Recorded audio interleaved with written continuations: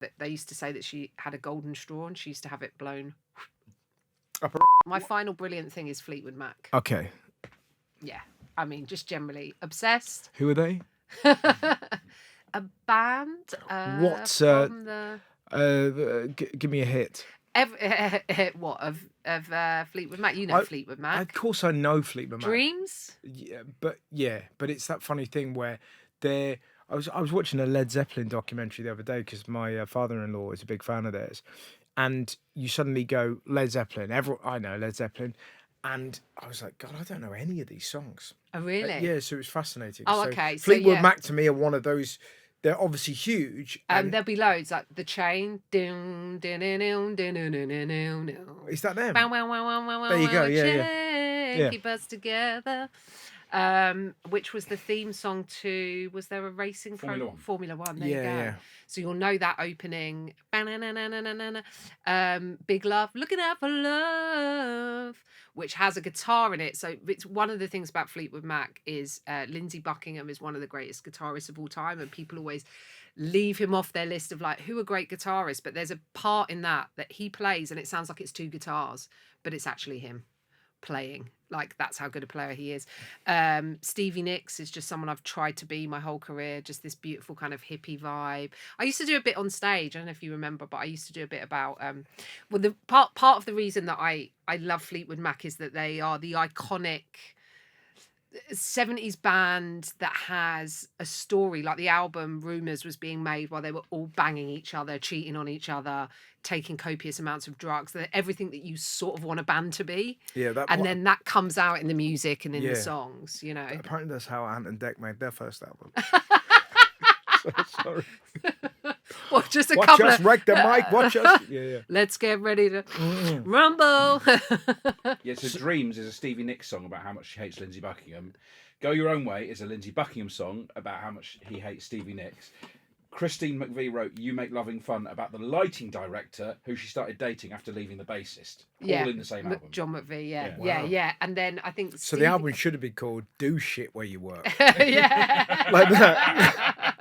Isn't that amazing how... but do you reckon they were having those moments when presumably they were just constantly creative, but like, do you ever think they had those moments as they were rowing, oh, this is going to be a great song, and were they thankful for that? I think maybe not when they were in it, but I think the friction obviously then created to the passion, the anger. Friction is a frustrating but very often overlooked vital component, because when you watch like that Beatles documentary, you forget back, you can feel it. Yeah. And it's this thing of like, okay, well, he loves him and he loves him and she's come along and now he loves her. This one wants to be loved. This one's happy eating toast. And it's all that relationship. Yes, when George Yoko Harrison turns up at the studio and it's... But George Harrison is desperate to be loved by the other two, and they go, well, we haven't got time because we're in love with each other, but we're also competitive with each other. It's so interesting. Yeah, and that's peak George Harrison coolness vibes for Yeah. me. I love so I think they just they brought everything. And what's really interesting about the dynamic is that Fleetwood Mac existed in a form before that, so there were various member changes happened, but Lindsey Buckingham and Stevie Nicks were a duo called Buckingham Nicks, and their album cover is quite a lot. It's both of them sort of semi-naked, and they were brought in to join the band, and Christine McVie is the only woman in the band, but instead of and they bring in this woman who's 10 years younger, and effectively she becomes the front woman of the band. You know, she's the lead vocalist. She's writing a bunch of songs, and Christine's sort of more in the background doing the keys. But she never went, I'm going to challenge that. They've brought in this younger woman. They work together. So they went, all of a sudden, we now have power. If we team up as two women, we have a voice in this band, whereas before we didn't.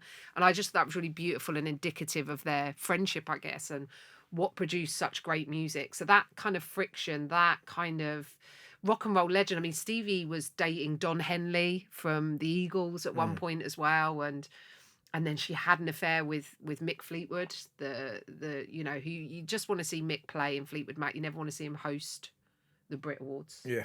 The best fact about that affair: she's 5'1", he's 6'6". Yeah. It's an astonishing height difference. There's some maths and some physics happening within that, yeah. Also, just the riskiness of. So I used to have a bit of stand up about this of Stevie Nicks like doing copious amounts of, and this is common knowledge of drugs. I can say allegedly, but there were rumors, etc. You know, but she's spoken openly about it, and she went into rehab. But like. That they used to say that she had a golden straw and she used to have it blown up her ass. Was that her? Some poor roadie would get the code to go to the dressing room, and that's where that. I don't know if that bit of it is true. I like to imagine it is because I just think it's so rock and roll. And so I used to do a bit on stage about how Stevie Nicks, because she'd done so much cocaine from the early. Sort of from the late 70s, early 80s onwards, she'd start all the songs beautifully, but eventually she would become Cartman. And I used to do that on stage as a bit. I remember that. Yeah. Yeah. So but I just, she had a song called Gold Dust Woman. So that was about the cocaine use. Yeah.